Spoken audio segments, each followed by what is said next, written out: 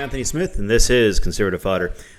Today in the studio, I've got my wife here, and we're going to go and saw a video today by Glenn Beck that was pretty interesting. So I'm going to go and play it for her, and I'll be moving it down onto the screen for you guys as well, and see what she thinks about it. I thought it was pretty darn interesting. Analyst for Brownstone Research Executive. He's worked with Qualcomm, NXP Semiconductors, also Juniper Networks.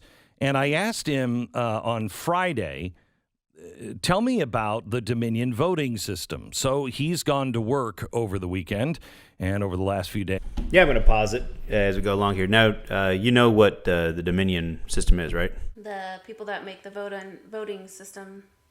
Right, yeah. And this is the one that they've been... The software. Right. This is the software that they've been using, and this is the one that they've been having problems with. And this gentleman goes and breaks it down and kind of discusses how easy it is to hack into it and how to change the outcome on it. And now this gentleman specifically deals with security software and security link-ups. So very, very knowledgeable source. And he's been doing his homework and looking for the odds of this being us being able to easily compromise the Dominion system. Jeff Brown joins us now. Hello, Jeff. How are you? Hi. Good morning. So you started just using the user's manual. You went and read the. God bless you, man. You went and read the user's manual. Well, it's not very exciting reading, but it's a great place to start. Obviously, it's accessible directly from Dominion, and we can see how the company essentially manages the voting machine and, of course, the security of the election process through its own technology. And it also goes to pretty detailed lengths to identify how much risk is actually involved in its own system, which might seem counterintuitive. Yeah. So, first of all, can you access the voting machines easily? Can somebody from the outside with nefarious intent access these? So the answer to that is absolutely. Now, there's some caveats. One is if we're talking about someone that's remote and not at the election or the polling center, the machine would obviously have to be connected. And as we learned, in several instances, they were connected to the Internet. So if that, in a situation like that, people would be able to access these machines with the right credentials. Now, what's interesting, though, is that these machines are just like any computer that you or I would have. They have what's called an administrative password. And people that... No, I think the thing that's kind of interesting here is that he's talking about it being basically like your home computer. Now, I remember being in high school, we had people going and getting the admin password and screwing around with things the whole time. I mean, Christ almighty, to have something as simplistic as that's literally managing a democracy seems absolutely insane. The people that created this thing, they literally set it up to go and overthrow democracies. That's why you've got a lot of third world nations using the same software to go and do exactly what you're finding here. You can go and literally pick and choose who you want the winner to be. Are in charge of managing these machines at the polling centers have access, essentially administrative access to the machines. Anyone that has the keys or the password to gain administrative access has the ability to modify, delete, alter, change election results. But how hard would that be? Not hard at all. In fact, as I reviewed the security of the platform, Dominion outlines in its user manual that with access, a user would have the ability to, for example, tamper with the device configuration. They can tamper with election result files. They can audit or change or manipulate the audit logs of the Dominion system. They can even tamper with transmitted election results. So they can give one thing to the Federal Election Committee and alter the data that's actually on the Dominion system. Now, what I found that was very interesting is that the mitigation for many of these security vulnerabilities were to implement, I'll quote, implement the proper process for access control for memory card handling and unit storage.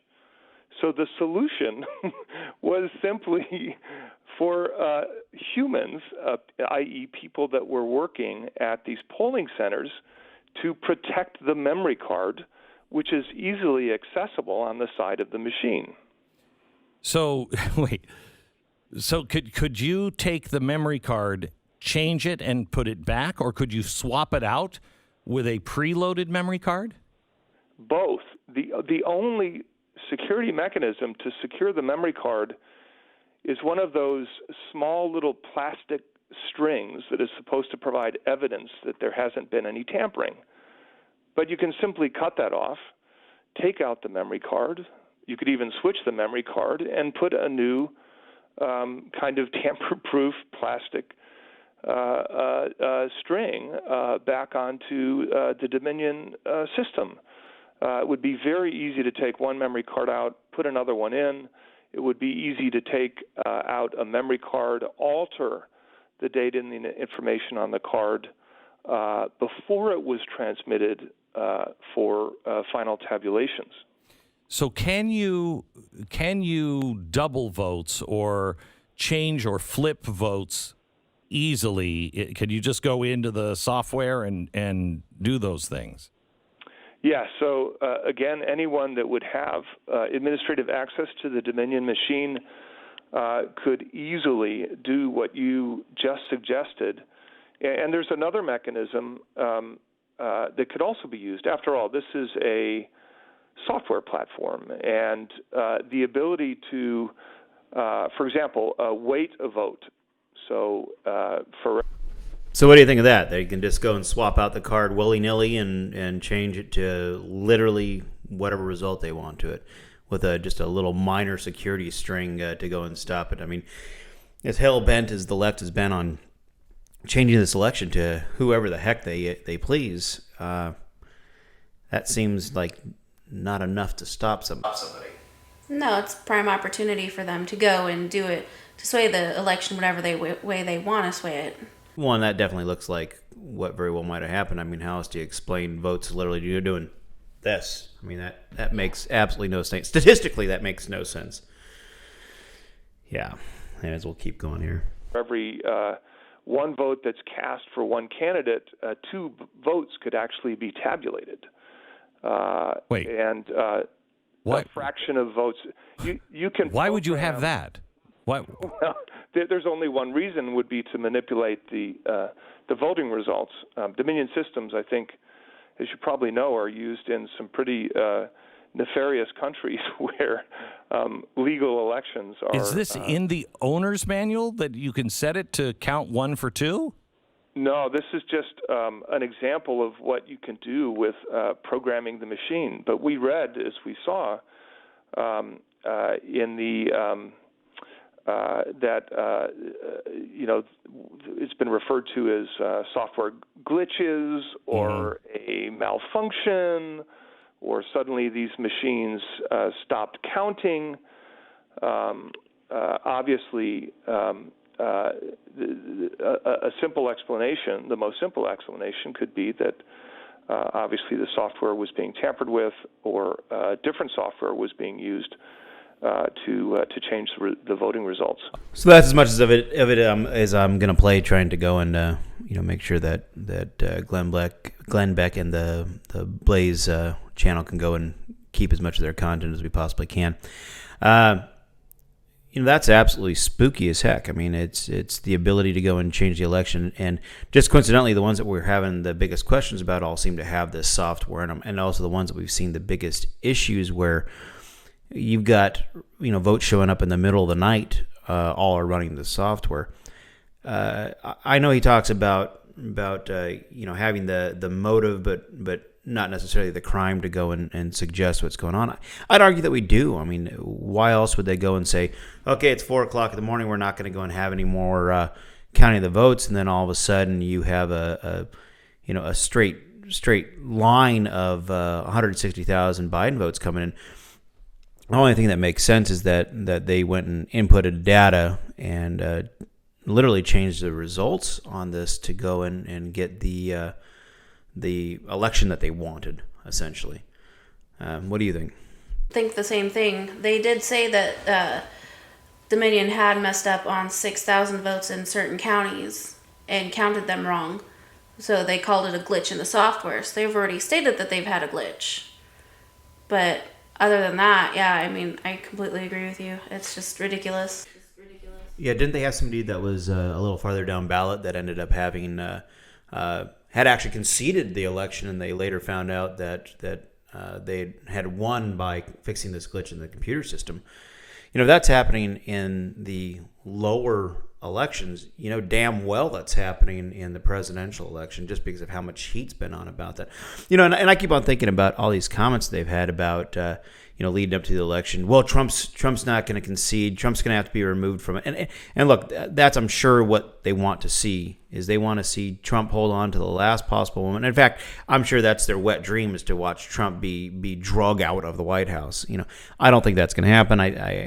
In fact, I think that if it doesn't come blaringly obvious very, very quickly that he has in fact won, I believe he'll just, for the good of the nation, he'll step down. And unfortunately, I don't think that is for the good of the nation, but I think for the benefit of peace, he will do so, because that's the kind of person he is. But it's very, very apparent what's gone on here. And people that aren't listening to it, you've got social media that's not allowing coverage of it to go out. Everything from this to what they did about hindering the article that went out about Biden's son and exactly how much money was being moved over. It seems really, really apparent to those that are in the know, that are paying attention, that are actually looking and investigating into stuff, that there's basically a false flag going on here. There's a group of people that are, have now affected the election and have put up a false king, actually would be the better term for it. A person who is going to be the president that really did not get voted in, that has no reason to be the president, that does not represent the electorate, does not represent the smaller, less populated regions of America, a person that has only the want of lining his own pocketbook. He has the country's best interests, and it's been showed by 40 years of being in politics that he does not have this nation's best interests at heart. And we are electing somebody. Actually, once again, we didn't elect him. We are allowing this person to come in and take over the country, who is absolutely had the worst interests of this country at heart. And then, of course, his running mate, Kamala Harris, she's, absolutely batshit crazy. This is somebody who, you listen to her talk, she goes and talks about how wonderful socialism is, how wonderful communism is, how they run along this rhetoric that that people need to go and have the same end result but not have the same starting point. The whole concept of that is literally taking people that have done better, who have worked harder, and taking them down to a lower level to those that have not worked as hard, and making sure that they both have the same amount of money, have the same amount of resources, have the same amount of interest. That is socialism 101. And that's what they want. They want this nation to collapse on its knees of socialism. That's the reason why, if you read Rules for Radicals, they actually outline it quite well. And in fact, a lot of Obama's people were from that. In fact, Skolinski was a teacher of Obama, right along with bringing in Van Jones and some of those guys from the Weather Underground. I digress. You get a population that once again, is outlined in Rules for Radicals, a population that is being fed by the government, being housed by the government, is being financed by the government. They will do whatever the government tells them to do, and will literally do so at the cost of their own freedoms. And that is what we have. Yes, it is. Yeah, pretty Quickly. very, very quickly. Yeah, and that's the thing people don't realize. It'll dissolve in an instant. You know, this country, the Constitution, the ability to have property rights, the ability to have property freedoms, is all something that was entirely new and novel in this country, or excuse me, novel in the world. I mean, the reason why this became the biggest capitalist center, the reason why it made more money than anybody else, is because literally the government stepped out of the frickin' way. It's the reason why when the world went to war, we were the only ones that could go and hammer out the production that was required. You know, once again, Reagan talks about the shining nation on the hill. That's what it meant. It was literally the bastion of freedom. And nowhere else in the world did people have property rights like they have here, where you truly own something. And we're losing that. And we're losing that in the sense of even the taxation that we have on our property. That was not a part of the initial plan here. I mean, remember, taxation didn't start taking place until, world wars basically bankrupted the country, and needed to have the money to go in and continue building the war effort. All these came in place at that point in time. It's what made our property rights so tenuous. But now that we have that, it's still the freest nation. You still have the ability to go in and hold on to those properties, but not for long. I mean, it is dissolving. Even with these mass shutdowns, you've got your people are letting their rights disappear. You got a person who's going to become president who wants to go and shut the whole thing down for months, and force everybody to go onto the government tit. That is the plan. Because the more they go and have you relying on them, the more you're going to vote to go and keep them in power, because you're not going to want to see your family go hungry. You're not going to go and want to see, your friends, your family, everybody else be on the streets. So you're going to go and do everything you can to go and keep that happening. And when you have no other option besides the government, you're going to vote for them. That's what happens all around the world, and that's what's going to happen here. Mark my words. Nice conservative fodder. Check it out.